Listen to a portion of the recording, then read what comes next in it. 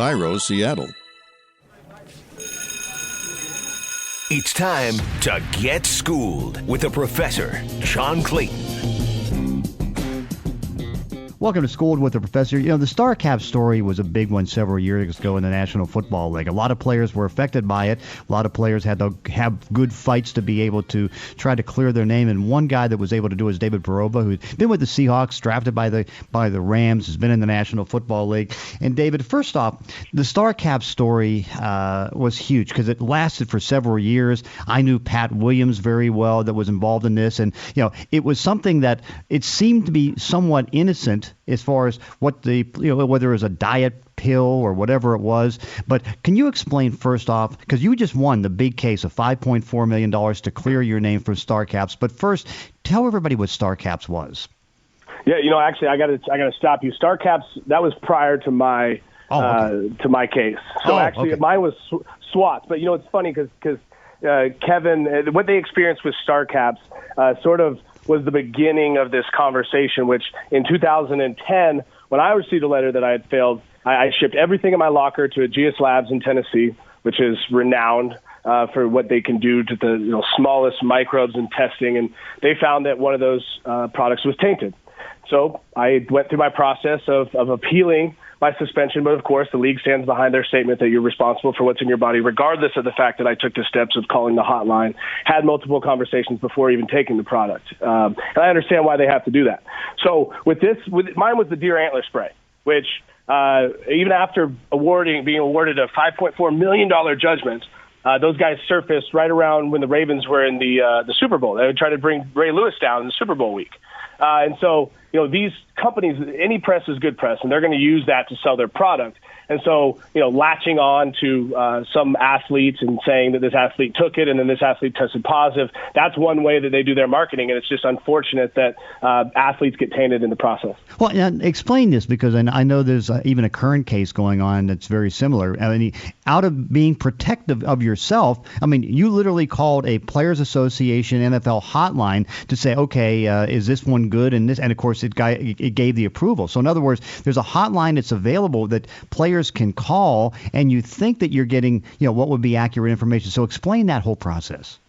Yeah, again, you could call and say, hey, I'm going to blend up broccoli. This is a broccoli supplement, and I'm going to take this. And then say, hey, look, based on those ingredients, what you've given us, what's on the label, what we've looked up, we can tell you that there's nothing that is listed that would trigger a positive test. But, and this is the big but, is, hey, you're still responsible for what's in your body. So even if that's just broccoli and something comes up, that's at your responsibility.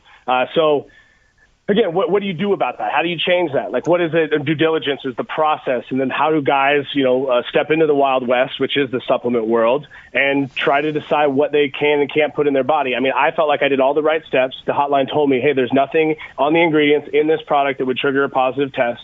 I knew other guys that were taking it. It just so happens that I got tested, and sure enough, it came back with a positive. Now, I go back to when the supplement and all the testing had been at least approved by the Players Association and that. And, if I'm not mistaken, back then, I think the FDA did more testing to show exactly what were in the products. But since then, and many, many years ago, the FDA doesn't do that. So you're right about the wild, wild west that, you don't necessarily know what's all in the products because the FDA is not testing all these things.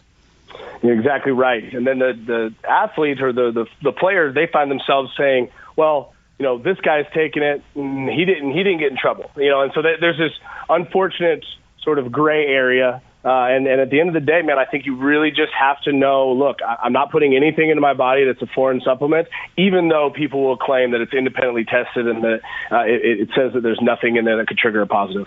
So how did you come across this product, and you make the call, and then what happens? Yeah, so one of my teammates was previously with Baltimore. The Baltimore locker room was using these products, and we're raving about them. And so when this linebacker came down to our locker room from Baltimore, he told me about it, and I said, well, man, I don't know how long you've been using it. I started asking him questions, and I called the hotline like I mentioned, and it seemed like the type of supplement that could help with recovery and soreness and in between workouts, and this liposomal spray that's used underneath the tongue to create an almost a growth hormone-like, insulin-like growth factor release that helps with recovery.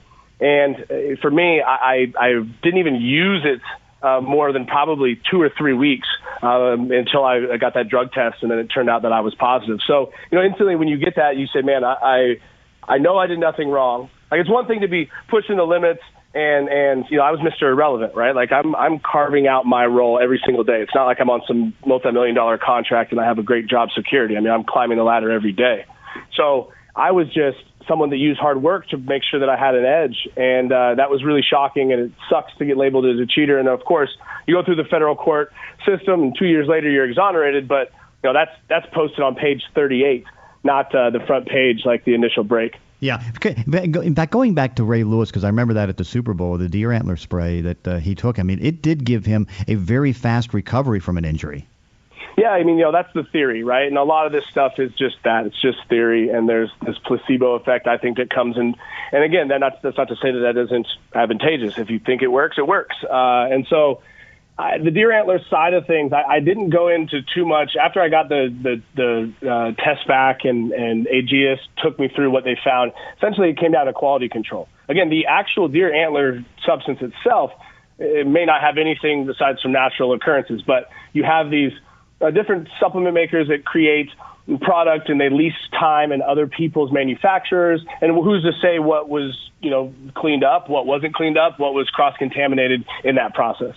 Now, of course, as you mentioned, you were the last pick in the draft, and of course, they call it Mr. Irrelevant and all that. You have a big celebration on the West Coast and go to all that. But I mean, this was not, what you wanted in the case as far as to become relevant to have to go through this. No, never. I mean, you don't ever want to be in the limelight, posed as a cheater. You get fan mail of people that tore up your trading card and said that you're a disgrace and that their kids will never root for you. I mean, it's hard, right? And your world gets really, really small with those that love you, support you, and have your back. And, you get back to playing, you earn your spot back, and then you just try to stay the course. Because my stance is always this: the truth will come out. It always does. It may take time, but eventually those layers get pulled back. And when that happens, it points to what can we do so that this doesn't happen to people in the future. And my big voice to athletes is, hey, look, man, you can trust the neighborhood snake oil salesman, or even those in the locker room that say, oh yeah, man, I've taken this, no big deal. But man, at the end of the day, what's the edge that you're going to gain from some, supplementation that you couldn't just get from natural food? And I think that's the movement that you see a lot of these guys with getting dietitians and nutritionists and people cooking for them, because they're just realizing that, man, that real whole food, nutritionally dense food is what you need to be successful. So now you made the bold move, because a lot of players just, you take the suspension, you get mad about it and all that, and then just kind of let it go. What got you to the point where you were able to take this case to federal court? I knew I did nothing wrong. Everybody says, oh, I didn't do it or I didn't take it. Like, I knew I did nothing wrong. So I was going to go to the ends of the world to make sure that was seen all the way to the end. And so there's that judgment. And actually, I was just in court in Alabama last week as you continue to try to collect, if you will, on that judgment, because these guys they close a company and they claim bankruptcy, and then there's this movement of assets and improper disillusionment of a company, all to try to skate on and continue to do what they're doing, which is, again, I believe is a travesty to any athlete that, uses sport as their way to provision for them and their families. And they're trusting people with their bodies. And that's why you just have to be, ultra prude in terms of what you actually allow in your body.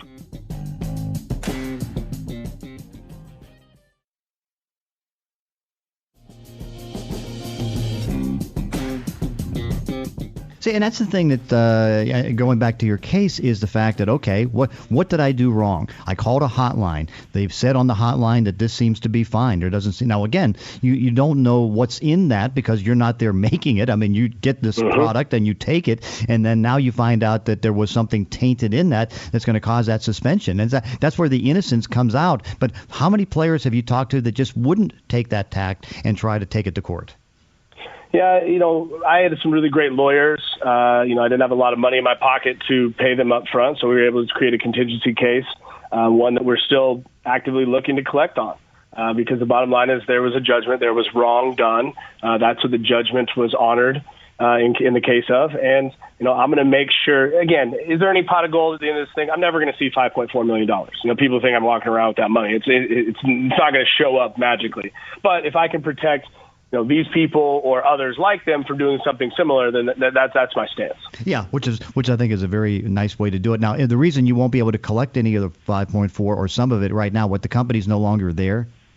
Yeah, so without going into too many details, it's essentially piercing the corporate veil, as they say, and proving what's happened since that judgment, and then again, like they've revved a lot of money as a result of a lot of that negative press. Even though it's negative, it's sold their product, and so as they've done that, we're just in line, as you can imagine, with a lot of other creditors, because people like this that kind of go off of the bad, poor taste or poor efforts of others, man. Those are the people that just suck the life out of bottom feeders, and they look for people like this to prey on. Now, how much has it helped, I guess, now that you've had this case, you've won this case, just being able to offer, these type of suggestions and that to other players, just so that they don't have to go through the bad things that you had to go through? Oh, man, that's my purpose, right? I mean, you can't change what happened. It's about repurposing it so that somebody else doesn't have to endure a similar suffering. I'm here in Ann Arbor right now on University of Michigan campus speaking, and that was, what I'll say to the student athletes this afternoon is, look, what you're doing with your coaches, what you're doing, in the weight room, like this is enough, and just continue to stay the course, trust them, and rely on your teammate and your hard work, because there's nothing in a magic bottle that's going to change anything. You didn't get here from some magic potion, so don't think that some magic potion is going to make you into the next, Tom Brady, because as we know, Tom Brady, right, like as an athlete, was marginal at best, right? Maybe even laughable as he came out of the combine. But look what he's achieved by just using the talent that he has and not jeopardizing that or risking it for anything else. What was the biggest thing that you learned through this whole experience? Oh, gosh. I think the biggest thing for me was that you want to believe in goodwill. You want to believe in people. You want to think that, people are shooting you straight, but there's just a lot of people that are con men, people that are looking to, position themselves on your hard work to somehow create monetization. I mean, think about even as an Olympian, right? An Olympian trains and they train their whole life to get to this one Olympics, maybe two, and then that 4-year cycle, they had this one chance to compete. Well, the Olympics, I think they do a brilliant job on the doping side because, it is so significant that you're working for all that time and it can all be gone in an instant. And so I encourage young players to think about the risk reward, and then also think about, hey, like if I'm in a case that I know I've done nothing wrong, then you need to stand by that. Stick to it, because that's all you've got, and you can clear your name. Yeah. Aside from working on this, speaking to different schools and different what else have you been doing? I got out of the league in 2012. I launched a gym in Dallas, Texas, training mostly elite athletes. And then I met Staff Sergeant Travis Mills.